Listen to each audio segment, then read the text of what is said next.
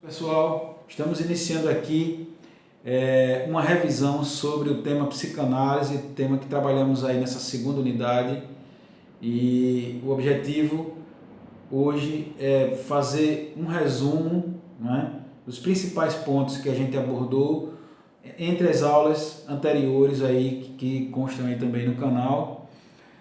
E eu sugiro para vocês que não assistam só a revisão, tá certo?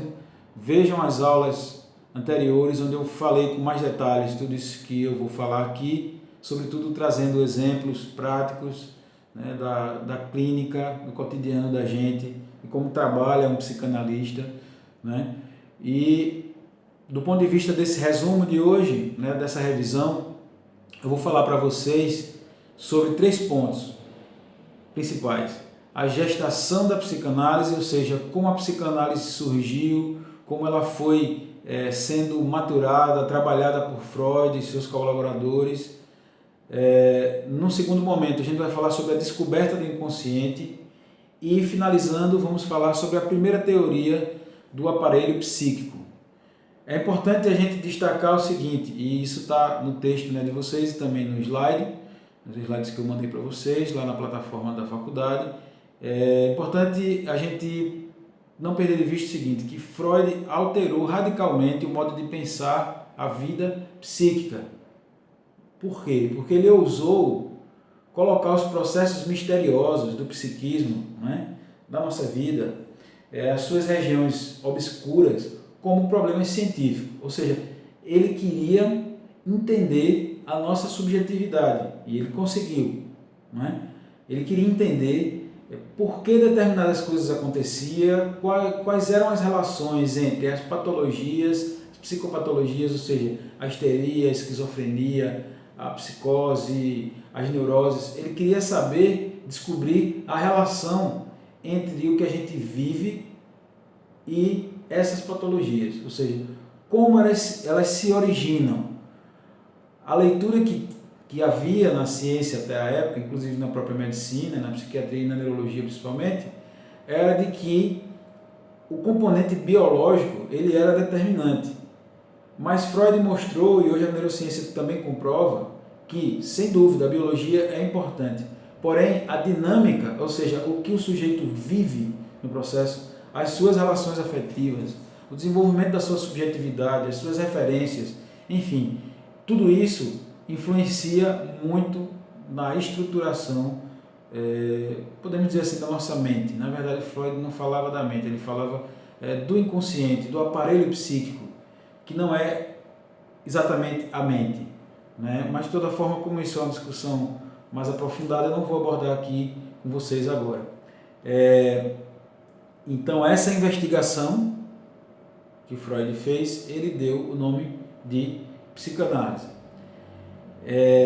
Existem 3 usos do termo da psicanálise. O primeiro é a teoria, o segundo, o método de investigação, e o terceiro, a prática profissional, ou seja, a análise.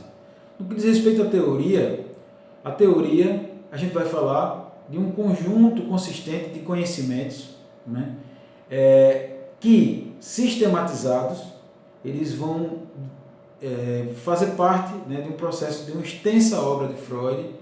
E nessa obra ele procurou o quê? Ele procurou leis gerais sobre a estrutura e o funcionamento da psique humana, né?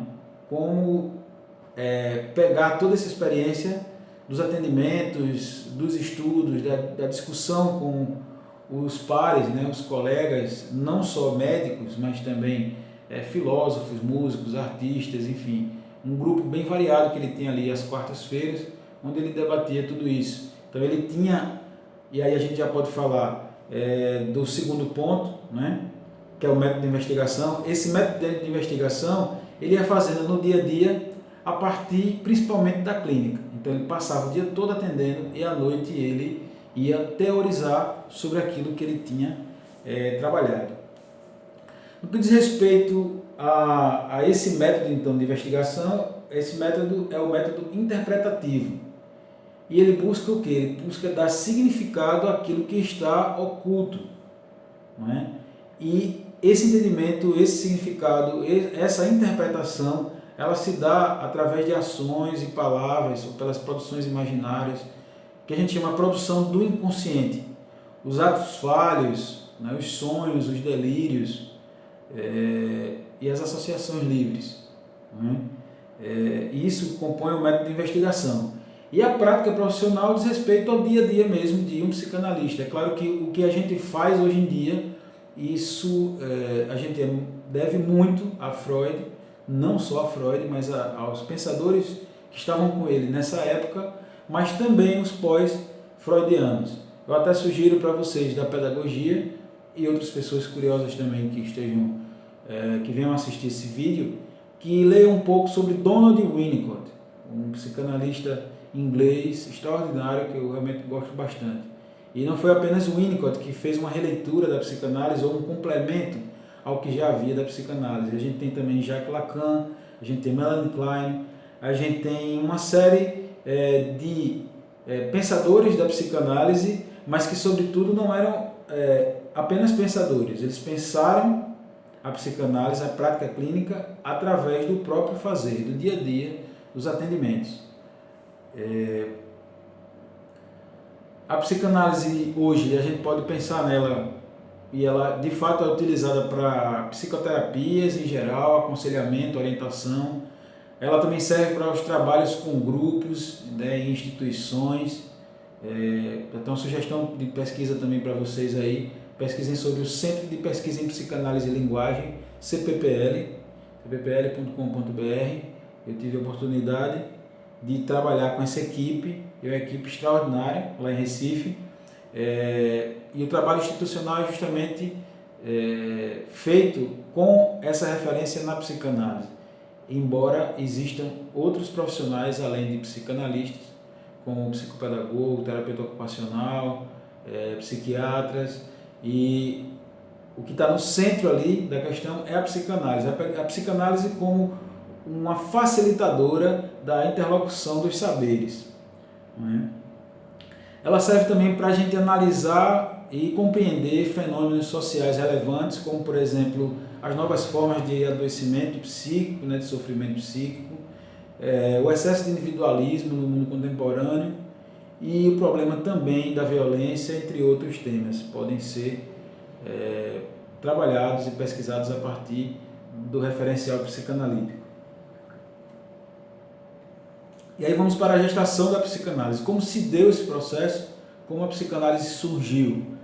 Freud se formou em medicina em Viena em 1881, se interessou pela psiquiatria, depois ele foi atender no consultório dele, e esses primeiros atendimentos era mais por uma questão de necessidade realmente material, dificuldade financeira. Naquela época não existia esse aporte de fomentos científicos que existem hoje em dia. Então ele tinha esse vigor, e essa curiosidade científica, porém ele não tinha como bancar tudo isso. Então ele começou a clinicar, de certa forma, como diz aqui no texto, por dificuldades financeiras. Depois ele conseguiu uma bolsa de estudos para estudar com Charcot, um grande médico da época, um dos maiores médicos da Europa, um francês, e ele tratava as histéricas, as chamadas histéricas, ou os casos de histeria, com o uso da hipnose. E aí, em 1886, Freud retorna a Viena, e ele passa a utilizar esse método, da hipnose, porém já um pouco modificado, colocando um toque pessoal no que ele chamou de sugestão hipnótica.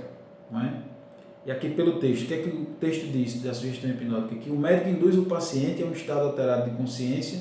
Isso são palavras do próprio Freud, nos textos sobre a técnica. Induz o paciente a um estado alterado de consciência e investiga as conexões entre fatos e condutas que podem ter determinado o surgimento de um sintoma.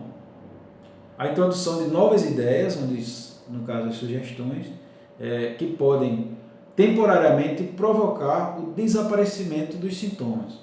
Então, usando essa sugestão, ele percebia uma diminuição dos sintomas que aquela pessoa estava sentindo, sintomas, claro, de ordem mais emocional, nervosa, né? E existia isso por um tempo, mas não era suficiente. Existia um relativo bem-estar, porém depois a pessoa voltava ao seu estado anterior. E aí foi então quando ele teve contato com Joseph Breuer, né? E juntos eles escreveram um livro chamado Estudos sobre a Histeria. Esse livro nada mais é do que um relato de vários casos, de várias pessoas, de algumas pessoas que eles atenderam e foram teorizando sobre aquilo. O que eles iam aprendendo, experimentando, eles iam descrevendo a partir daqueles sintomas e a partir das melhoras das pessoas. Existe uma personagem muito importante nessa história chamada Anna O. Na verdade, o nome real dela era Berta Pappenheim.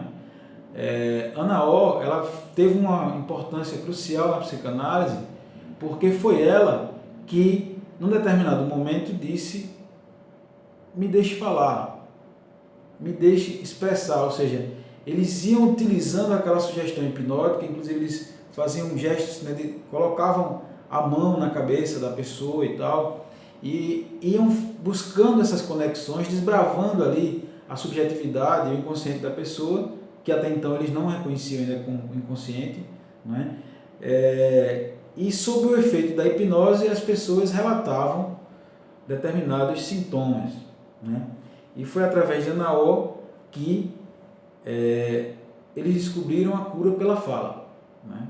Eles chamaram de cura pela fala. Então, houve uma modificação dessa técnica de Breuer, né? Freud abandonou a hipnose, né? Porque ele percebeu que nem todos se engajavam naquele processo, né? Depois usaram a técnica de concentração, rememoração sistemática através da conversação normal, né? E depois eles descobriram, através de uma outra jovem, não Anna O, né? Eles dizem no texto aí, uma jovem anônima, que ela sugeriu que eles deixassem ela falar. Apesar do aparente caos ali naquela fala, e eles descobriram, né, que esse processo de falar dos sintomas, dos sentimentos, fazia com que os sintomas diminuíssem. E é isso que acontece até hoje. Até hoje.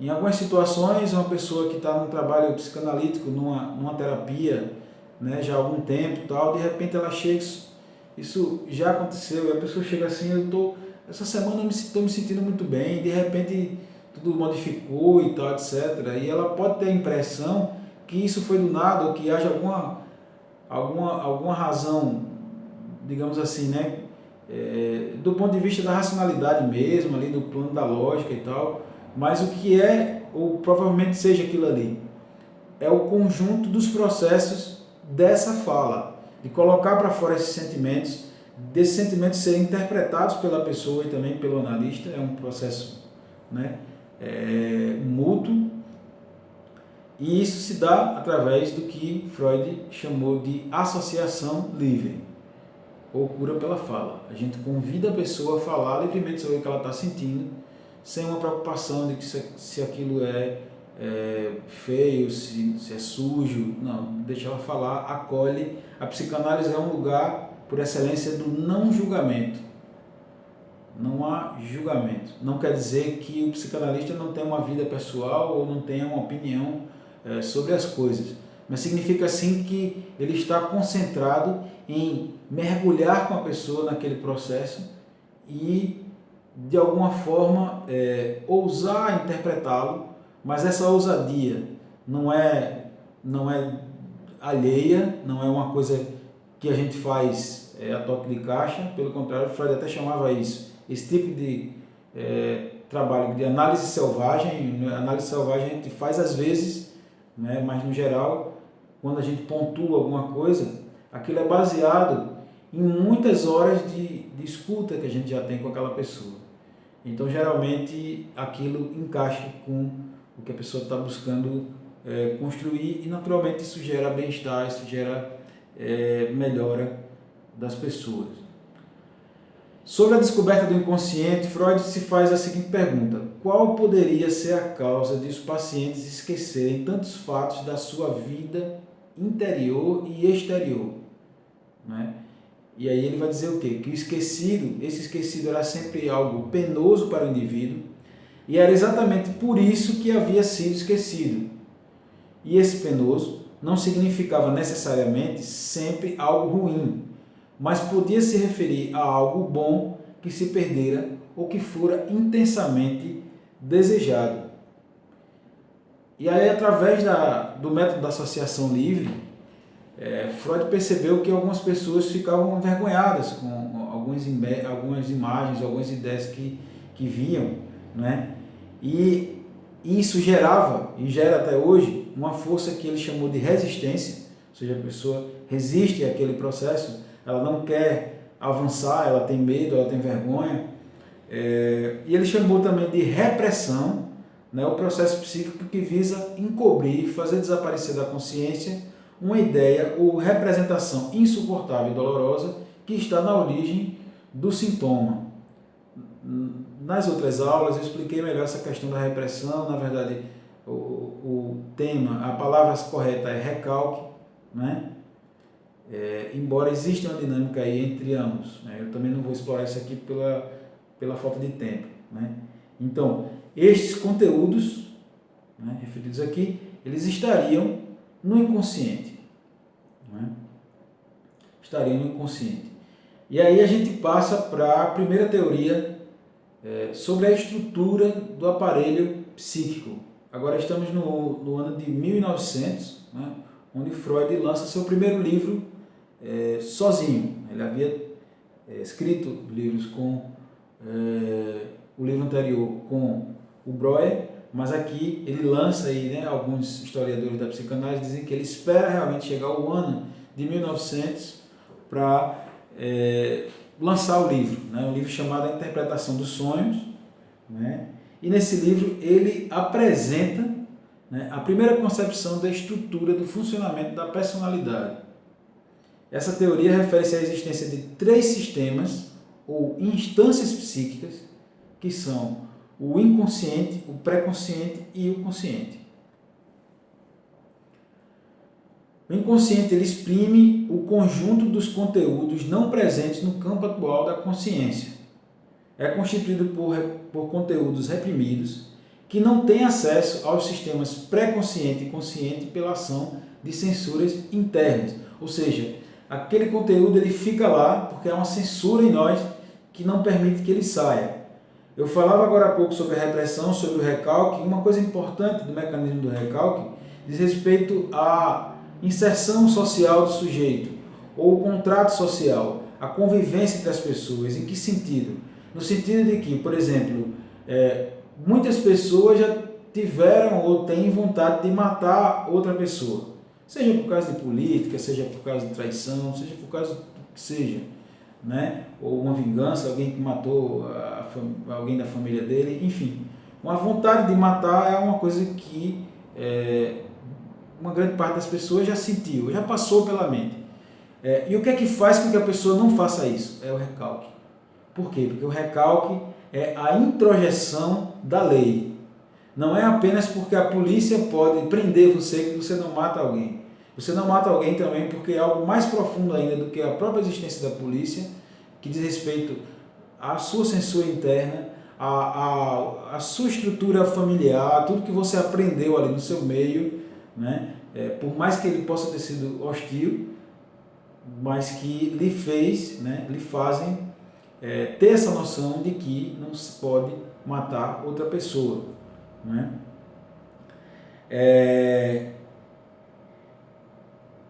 E estes conteúdos, né, do inconsciente, eles podem ter sido conscientes em algum momento e ter sido reprimidos, isto é, foram para o inconsciente, ou podem ser genuinamente inconscientes. Freud usava a metáfora, ele usa durante um filme, aliás, um filme que também sugiro que vocês assistam, né, chamado Freud Além da Alma, provavelmente tem disponível no YouTube, É um filme bem antigo, preto e branco, mas que mostra todo o processo realmente. É um filme de suspense, é muito bacana, é muito interessante, né? E há uma determinada parte do filme onde ele abre assim uma caixinha, como se fosse uma caixinha de joias, né? E tirando isso, uma espécie de um fundo falso assim, de uma tampinha, tem alguns escorpiões ali dentro, né? E o que é que essa cena tenta mostrar? Tenta mostrar justamente esse lugar que é o inconsciente, né? O inconsciente por excelência, a gente pode dizer, no qual estão diversos registros de traumas, de situações ligadas à violência, sexualidade e outros temas, né?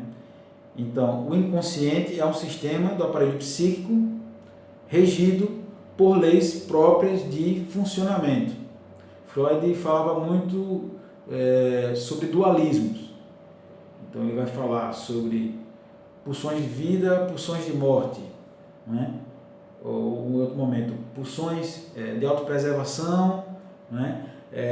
Enfim, ele está sempre mostrando esses dois lados e ele vai dizer para a gente, de fato isso acontece, que o ser humano de alguma forma ele fica num movimento pendular, né?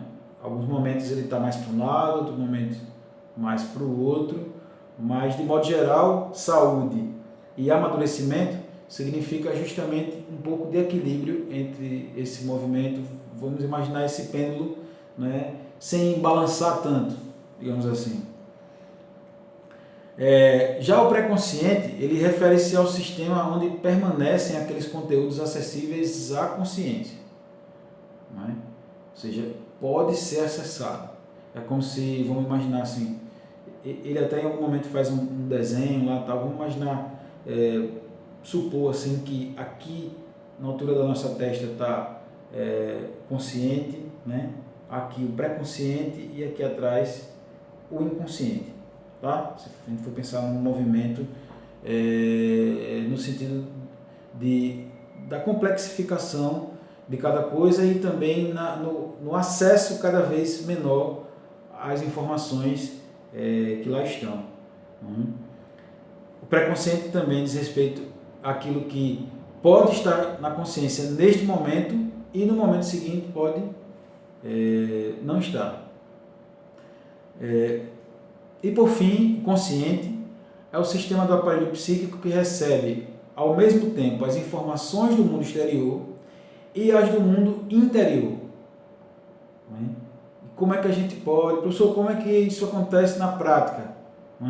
Como a gente pode entender quais são os fenômenos que se passam dentro de nós que podem fazer com que a gente entenda como funciona esse consciente, né? O que é que se destaca? E é a partir do próprio texto dos autores aqui que a gente está trabalhando. Na consciência destaca-se o fenômeno da percepção, né? Principalmente a percepção do mundo exterior, a atenção e o raciocínio, né? Então, tudo que a gente pensa assim do ponto de vista, então você começou a assistir essa aula e tudo que você está compreendendo do que eu estou dizendo aqui está no plano da consciência, porque é através da consciência que você introjeta as informações, né? Você recebe as informações exteriores e processa essas informações, né? Através do raciocínio, através da percepção do mundo, né? E através da sua atenção. Então, gente, eu finalizo aqui. Terminou até saindo um pouco mais longo do que eu programei, mas é um assunto muito vasto, tanto que ele foi dividido em várias aulas, né, anteriores, e reforço aquilo que falei no início, ou seja, assistam as outras aulas, porque lá tem mais exemplos, né, assistam novamente, e desejo que vocês façam uma boa prova, embora vocês sabem que, na minha opinião, a prova realmente não prova muita coisa, né? O que prova é o engajamento do aluno, é a participação dele, sem dúvida o fato de termos passado para as aulas remotas. Isso gerou naturalmente um pouco de prejuízo, né? Porque eu realmente gosto, né, o que o professor geralmente gosta é de estar em sala de aula, de estar caminhando, de brincar, resenhar, trazer ali exemplos, né? Às vezes até piadas que exemplificam ali aquele conteúdo, né? E sobretudo tá vendo, né, que cada aluno está ali trocando realmente experiências, ouvindo vivências dos alunos, né?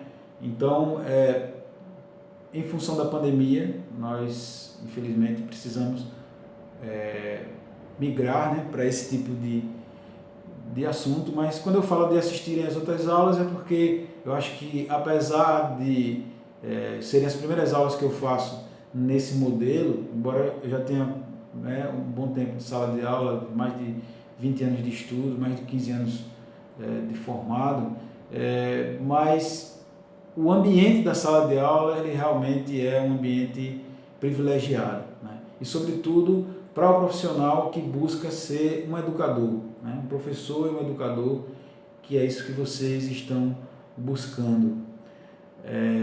Esse trabalho da educação é um trabalho muito difícil, é um trabalho muito árduo, e quando eu vejo os alunos assim meio borocochôs, meio desinteressados ou com muito mimimi e tal, eu costumo dizer para eles o seguinte: olha, o tempo que você está passando na faculdade estudando, se você se dedicar a estudar outra coisa, como para um concurso, por exemplo, você tem uma grande chance de passar. Então, se você está aqui, se você está no curso, só para fazer algum curso e tal, eu lamento dizer que lá na frente, quando você estiver numa sala de aula, quando você estiver elaborando um plano pedagógico, quando você estiver sendo pedagogo ou pedagoga de uma escola, de uma instituição, provavelmente você vai sofrer.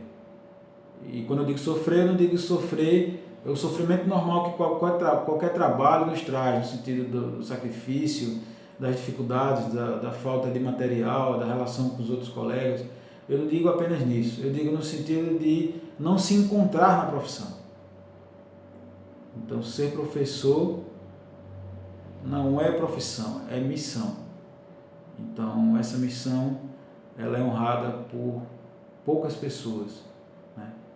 Poucas pessoas que realmente se dedicam a essa arte que é lecionar, ensinar, passar uma mensagem.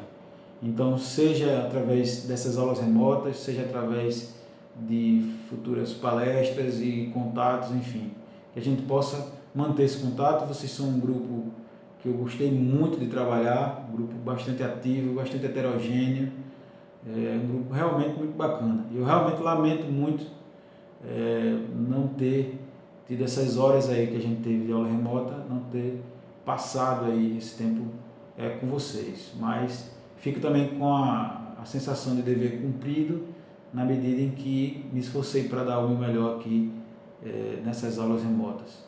Beleza, gente? Então, um abraço, continuem aí cuidando da higiene, né? Sobretudo a higiene das mãos, uso de máscara, né? Tudo que está sendo aí orientado pela ciência mundial para que a gente evite o aumento aí desse contágio, dessa doença, né, tão triste, desse processo tão complicado pelo qual o planeta está passando, né? Que a gente faça a nossa parte e que vocês também plantem a semente de vocês no mundo, tá? Levem a sério mesmo, porque esse trabalho de professor, de educador, né, ele é muito bonito, é muito bacana mesmo. Beleza, gente? Fiquem com Deus. Um abraço. Precisando, contem comigo.